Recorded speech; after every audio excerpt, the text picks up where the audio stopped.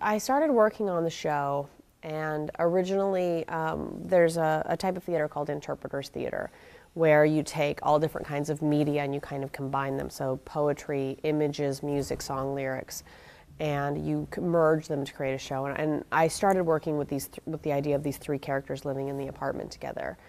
And with Livy being agoraphobic, my main area of interest is audience psychology and the fourth wall and how do you manipulate it. I want to bring them in on this. They're the out there, right? My biggest fear? What do you think of Crazy Livy?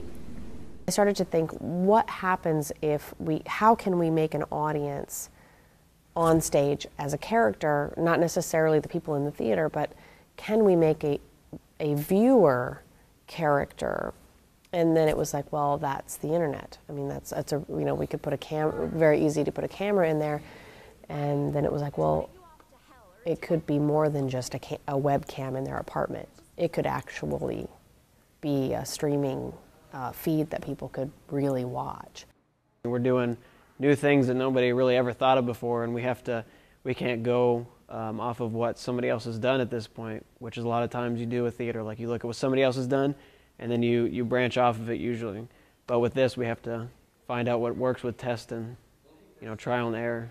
I think that this could potentially change the scope of theater entirely, like change the landscape. I mean, you're going to have the critics who say, like, okay, how's this different from a sitcom that's doing it in front of a live studio audience, yada, yada, yada. But sometimes you have to walk really close to the line to change things, and I think there is a very big potential for this sort of media in theater.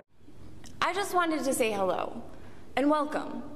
As far as acting-wise, I think where the struggle comes is staying open to both audiences. It's kind of like performing almost in a theater in the round, where you have to be aware that there's people, you know, on all sides of you, not just in front of you in the audience seats. And I think that's where it's unique for us as far as acting-wise, is because we have to remember that those people are actually watching the show, and it's not just a webcam. It's an audience that we're also working towards.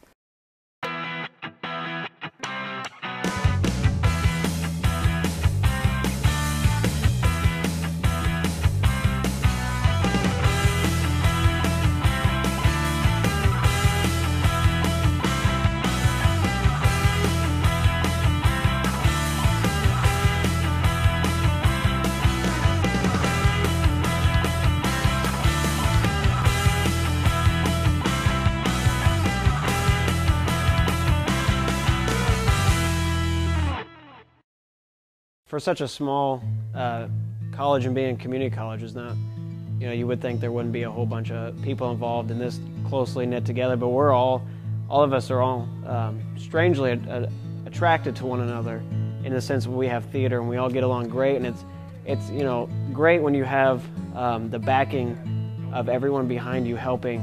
You know, the actors are backstage helping, so they have actually an involvement in the stage with the stage crew and in how things look with the set design and everything. And it makes you feel more proud when the actual show goes on, when you have more of a hand in it and you have so many people backing you up. And it's a little sense of relief when you don't have just 3 people doing this. Because I mean, none of this stuff could have ever happened if we had just a little bit less people that weren't as motivated. So it's really nice to have a good group of people that know what they're doing and can take directions really well and get stuff done. When you're actually a part of all the different aspects, it's really cool because, you know, you get to bring your ideas into not only your character, but where they live, what you think, you know, how you think they would decorate the apartment, how, you know, what kind of furniture do you think they'd have. Working on it, you get your say, and it's not just, here, this is what you're going to wear, here, this is where you're going to act. It's really cool to be able to take your character work that you've done for acting and bring it into other aspects of the show. When you have your own sweat and your own blood kind of pouring into just every corner of the show, it really kind of brings it more to life. I think it's a richer process.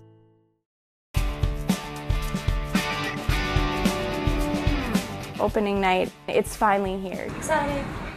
We started auditions before Christmas. So you've been working for 4 or 5 months, however long, And it's exciting to be able to finally get to that point where you can share it with someone. A little nervous, a little nervous, but I always feel a little nervous.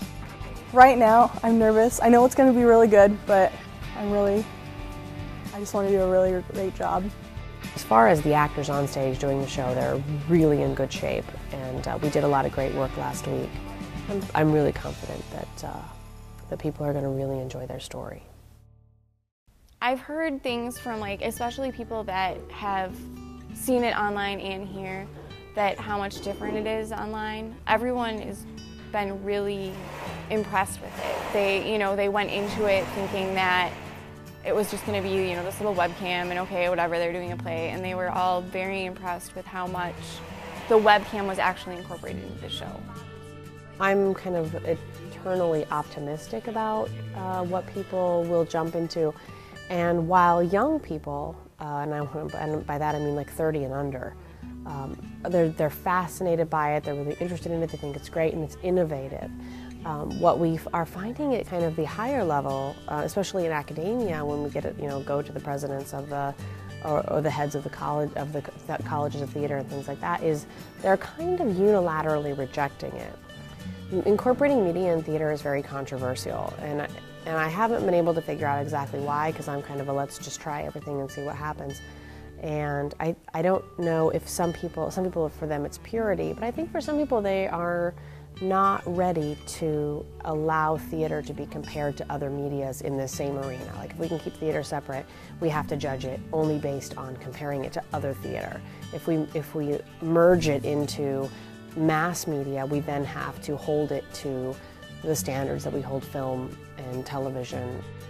I loved the webcam. There was a moment where Max goes and talks to it, and that was one of the most, I liked it a lot. It was really weird. It was like talking to someone that, obviously, the camera's there, and it's not a person, but there's probably someone at the other end of the camera, and it's kind of like you're addressing a whole bunch of people at once, and they just have to listen. And it was interesting. It was kind of difficult to pull motivation for, but once I got it, it was one of the most rewarding experiences of the show.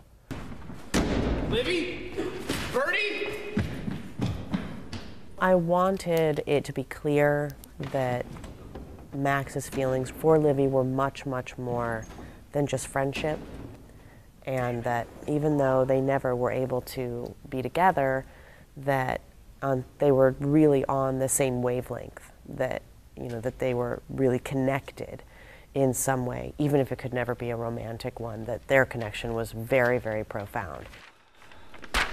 So much for this. But I also didn't want it to be an easy ending, because life's not easy. It really kind of doubles the finality of the show. I mean, when you're watching it like on Friday, or if you're doing it on Friday or whatever, it's like, okay, well, I get to do this again tomorrow. But now it's like, oh my God, Livy's really gone, and Livy's not going to be back tomorrow because the show's over. And it was a little emotional for me. Michelle even said, she's like, I noticed yesterday that you were, it's okay if you tear up because you're done. You don't have to talk anymore, So, I mean, you definitely know, like, especially towards the end, like, that it's over. Just for the time it buys me, fold my heart up small, or break it into pieces, find somewhere and keep it there, take it when you go. I'm really proud about the project, but I'm definitely going to miss performing it, and it's going to be weird not spending so much time down here.